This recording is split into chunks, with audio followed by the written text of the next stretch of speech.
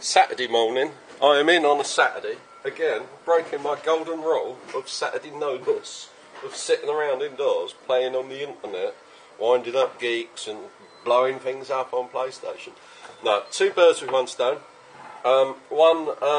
Somebody has asked me to do them a little strip and clean film for a standard sp1, which we're going to do with this. And I've got two chaps that want to buy sp1s from me.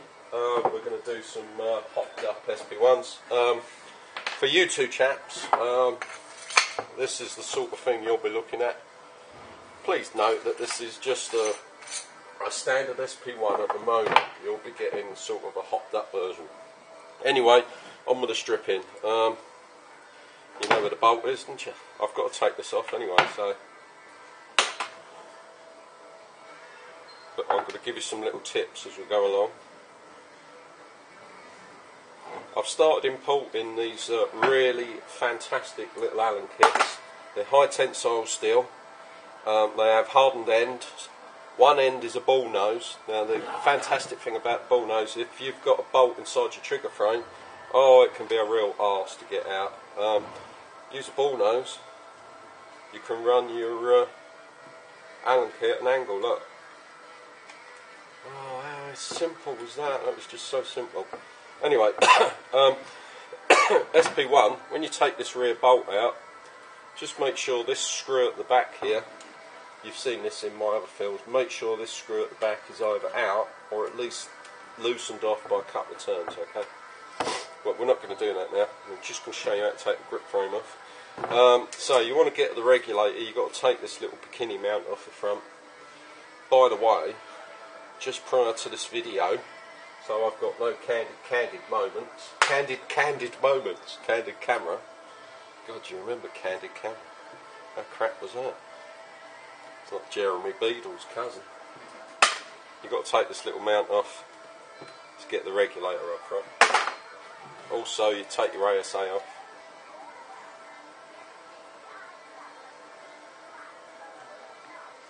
Now, sometimes the regulator will just unscrew. Which we have in this case, it's come straight off.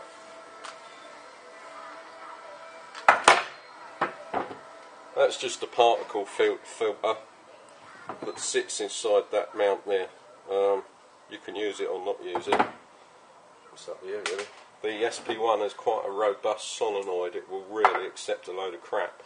If you want to get your regulator out the housing, you see this little screw here.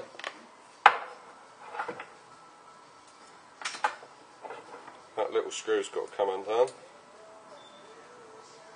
I wonder if it'll go out. Yeah, here we go. Sweet.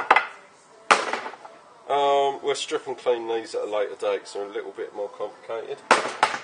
And this is just a quick run through for somebody. So take your bolts off there and that front one. Now what I always do is I drop the grip off.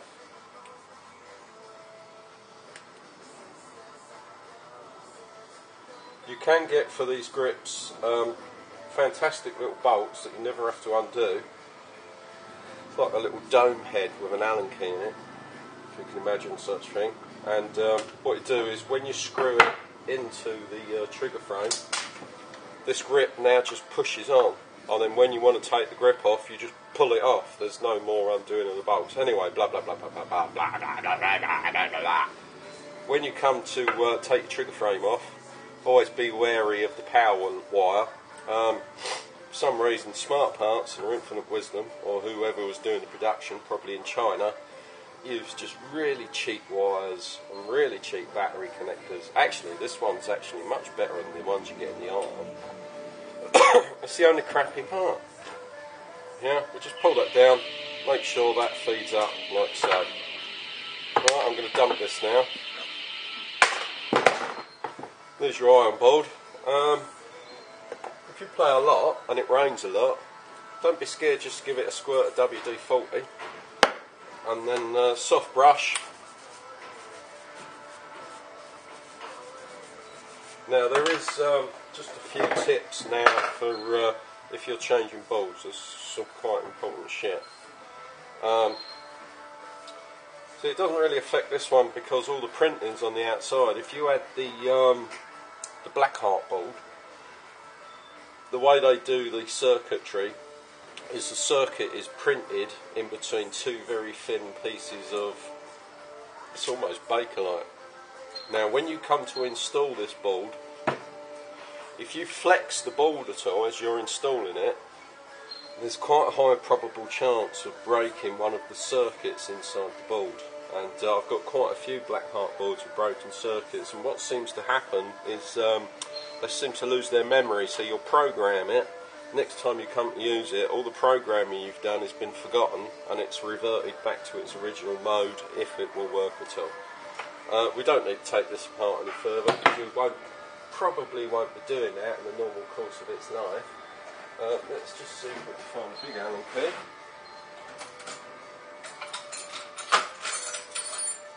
I think this one fits the back of the sp1. Yeah. God. Oh, blimey! You really don't have to do these caps up that tight, but I've got a feeling it wasn't that tight, it's just never been undone.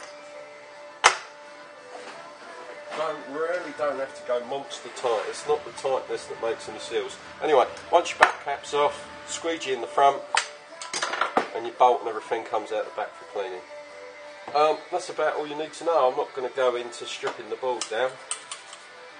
You ever want to take this part off, which is the bottle mount, what you would do is you take your Allen key, and your Allen key drops in through the top of the frame there, look. He says, like so. It can be a bit of a bitch to turn, so what we're going to do is we'll just put a pair of pliers on there, and it just doubles up the amount of torque we can stick on there. No, it's still a bit tight, you know. There we go, at last. In fact, I'm going to strip this all the way down because I'm going to be cleaning it out and fitting a different feed neck, which I might do a film for you. There you go. That's the one that holds the thingy in place. Drop your board off. Give it a loosen. Again, when you come to do these things up, yeah, you don't have to go like gorilla mad.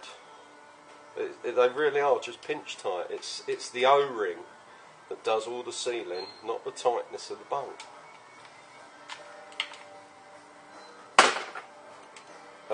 Here you have this little block. It serves two purposes. One, this end of the block stops that little regulator from coming loose. Not the regulator, but the regulator mount. You know, the bit you saw me just take out from above. And it also helps to hold the body in one place as well. It's like a spacer cum retainer. Again, all these bolts are 1032, which, he says, searching for his memory bank, is, what's that? 1/8. 1/8 Allen key. Well, I never. I'm actually learning imperial sizes. There you go. That just drops out. Now this whole thing should... Oh, lovely. Look at that. But the thing is, that's still running. It's still working perfectly, and it's got... Actually, this is not too bad. I've had them far worse than this. So, that's your sp1 completely stripped. If you want to know how to put it back together, to run this film in reverse. See you later.